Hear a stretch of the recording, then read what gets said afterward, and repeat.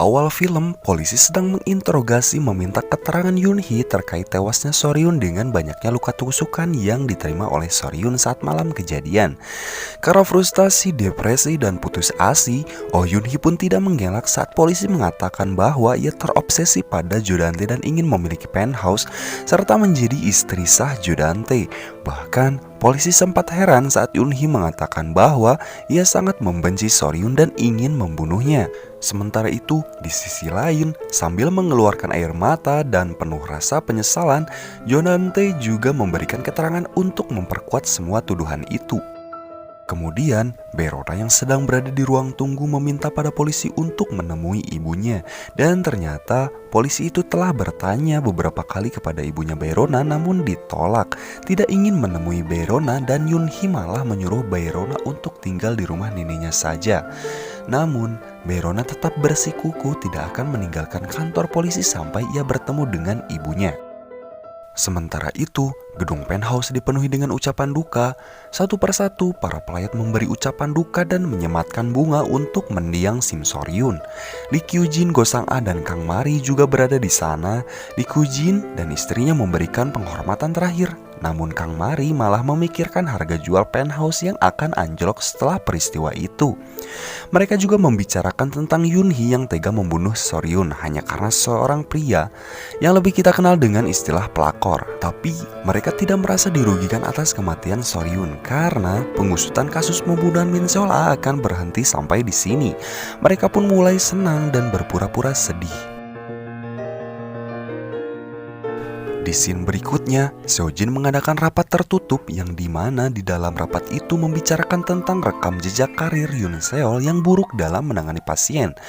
Dan Seo-jin akan menggantikan posisi direktur Yoon Seol kepada yang lain sehingga Yoon Seol didepak dari rumah sakit tersebut.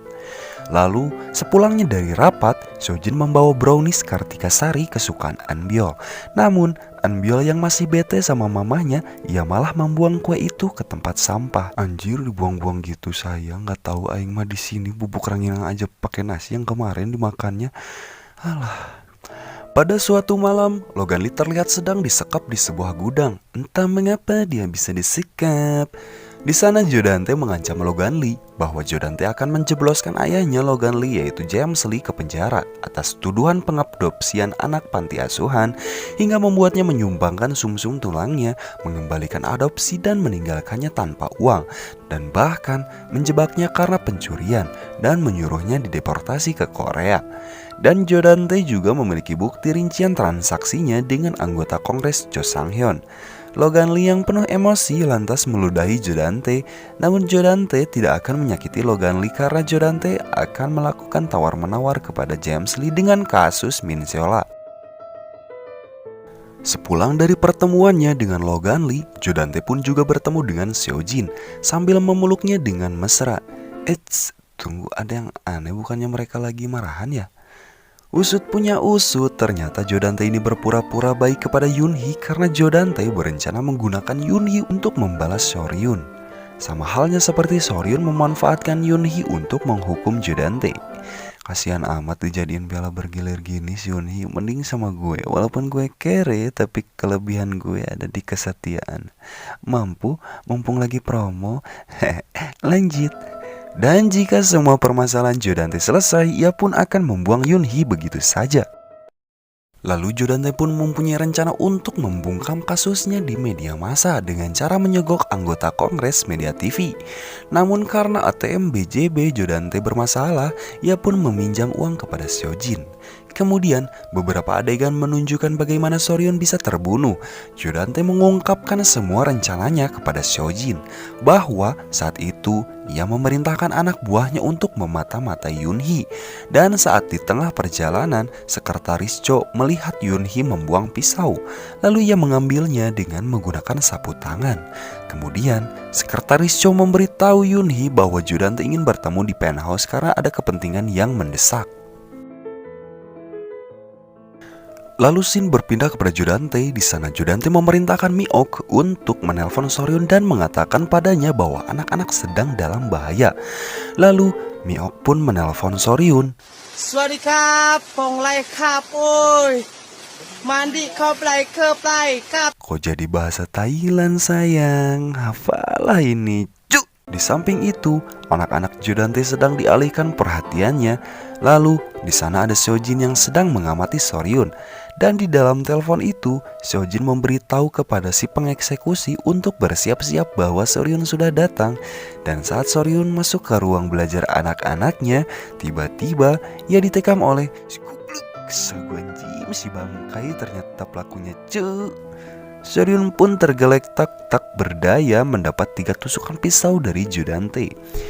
Di samping itu secara bersamaan, Yunhee sampai di rumah Jodante sambil memanggil, Jodante, Jodante, kamu sedang di mana? Aku sedang di sini, kamu sedang di mana? Tersadar bahwa Yunhee sudah datang, Jodante pun mengambil vas bunga dan memecahkannya sehingga membuat Yunhee terkejut dan mendatangi sumber suara tersebut. Yang pada akhirnya Yunhee tertuduh atas kasus pembunuhan Soryun. Nasib Muna, kasihan banget. Kemudian saat di ruang interogasi, pembela umum Yunhee mengatakan jika ia harus menunjukkan penyesalan atas apa yang telah diperbuatnya karena dengan begitu hukumannya akan dikurangi. Namun Yunhee masih terlihat masa bodoh dan ia ingin permasalahannya ini disegerakan saja. Dan saat keluar dari kantor kepolisian, Baerona segera mendatangi ibunya, akan tetapi ibunya sama sekali tidak memperdulikan Baerona. Kemudian dibawanyalah Yunhee ke mobil untuk dipindahkan ke lapas Sukamiskin Bandung. Karena tahu ibunya sudah tidak di kantor polisi, akhirnya Baerona pulang ke rumah dan saat sampai di rumah, pintu tersebut dipenuhi dengan coretan ejekan dari entah siapa yang melakukannya. Dan Baerona pun juga melihat gantungan kunci pemberian dirinya sebagai hadiah untuk Seok-hun karena diterima menjadi duta di sekolah. Tak lama Jenny datang karena merasa kasihan, ia pun memberi sebungkus makanan kepada Baerona. Sambil menangis ngunyah roti sandwich, Baerona bingung akan masa depannya. Pada suatu malam saat mereka sudah pulang dari rumah sakit, Seojin menyuruh anaknya untuk mulai belajar seperti biasa. Akan tetapi, Eunbyul hanya diam saja tak menjawab pertanyaan mamahnya, sehingga mamahnya kehilangan kesabaran dan memarahinya. Tapi Eunbyul tetap sebodoh amat dan Eunbyul pun masuk ke dalam kamar. Tak lama, Jodante menelpon Seojin bahwa ia ingin mengadakan pesta dan merayakan keberhasilan mereka. Dan tanpa Seojin sadari ternyata anaknya telah menguping pembicaraan mereka. Lalu Seojin meminta Eunbyul untuk masuk ke kamar lagi. Tapi Eunbyul tiba-tiba menyapa Seojin yang membuat Seojin menjadi senang. Eunbyul pun bertanya pada Seojin, kenapa mama tidak bertanya pada aku mengapa aku menggunakan obat-obatan itu? Lalu Seojin meminta Eunbyul untuk melupakannya saja. Dan Eunbyul pun bertanya lagi, memangnya mama bisa melupakan masa lalu mama? Lalu bagaimana tentang kakek? Mendengar hal itu Seojin pun marah dan ternyata Eunbyul mengetahui perbuatan bejat mamahnya. Dan seketika itu juga Eunbyul tiba-tiba berperilaku aneh. Sementara itu, Jodante membayar Miok atas kerjasamanya yang telah membantu Jodante dalam kasus pembunuhan berencana. Dan tanpa mereka sadari juga Seok-hun melihat mereka dan mencurigainya. Di sisi lain, Seok-kyung sedang meratapi kesedihannya dan mengingat kebaikan Soryun kepadanya yang membuat Seok-kyung merasa terpukul. Saat Yunhee sampai di kantor persidangan, ia bertemu dengan reporter yang bernama Kim Jung-min yang merupakan teman dari Soryun, dan ia meminta izin untuk mengobrol sebentar dengan Yunhee. Namun ditolak polwan tersebut, alasannya karena Yunhee tidak tertarik. Dan saat akan pergi, Kim Jung-min mengatakan bahwa Soryun meminta bantuan Kim Jung-min. Lalu Yunhee pun menoleh dan akhirnya mereka pun mengobrol. Di sana Kim Jung-min memberikan surat petisi yang dititipkan Soryun kepada Yunhee, dan saat dibaca isinya bikin saya sedih. Yang intinya adalah Soryun ingin mencabut gugatan hukum yang dilemparkan pada Yunhee atas kasus kematian Min Sol-a. Setelah itu ia pun wakwek-wok memarahi Yunhee sehingga Yunhee berderai air mata penuh penyesalan. Lalu, saat di ruang persidangan, majelis hakim membacakan persoalan kasus permasalahan Yoonhee dan akhirnya Yoonhee divonis hukuman seumur hidup. Merasa kaget, terkejut, dan tak sanggup, Yoonhee pun mengatakan bahwa ia tidak membunuh Soryun. Karena sudah tidak kondusif, akhirnya Yoonhee pun dibawa ke mobil dan akan dibawa ke lapas sukamiskin lagi. Dan saat di dalam perjalanan, ada kesatria baja hitam yang sedang mengikuti mobil polisi. Lalu kesatria baja hitam itu mengaktifkan perangkap yang membuat mobil polisi menjadi salto. Lalu diambilnyalah Yoonhee untuk ikut bersamanya. Dan saat berada di rumah, ternyata ia adalah Logan Lee. Di sana ia wak-wek-wok memarahi Yoonhee dan ingin membunuhnya. Namun Yoonhee meminta kesempatan hidup kepada Logan Lee. Jika ia telah membunuh Jo Dante dengan tangannya sendiri, maka Logan Lee boleh membunuh Yoonhee. Akan tetapi Logan Lee tidak mempercayainya dan menyodorkan benda tajam ke leher Yoonhee. Sebagai tanda untuk meyakinkan Logan Lee, ia pun melukai dirinya sendiri. Dan episode terakhir pun berakhir.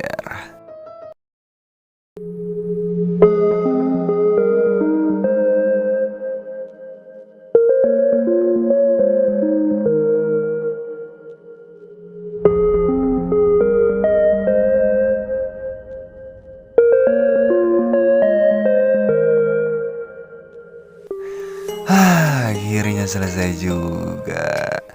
Ya begitulah alur cerita atau rangkuman film Penthouse episode terakhir ini. Dan by the way, kan nanti ada season kedua tuh. Aku sih curiga anak-anak dari Jo Dante dan Sojin bakal jadi masalah buat mereka. Tapi entahlah. Ya pokoknya pelajaran yang bisa kita ambil dari sinetron ini adalah syukuri apa yang ada, hidup adalah anugerah. Tetap jalani hidup ini melakukan yang terbaik. Salam pencinta film Indonesia. Ciao.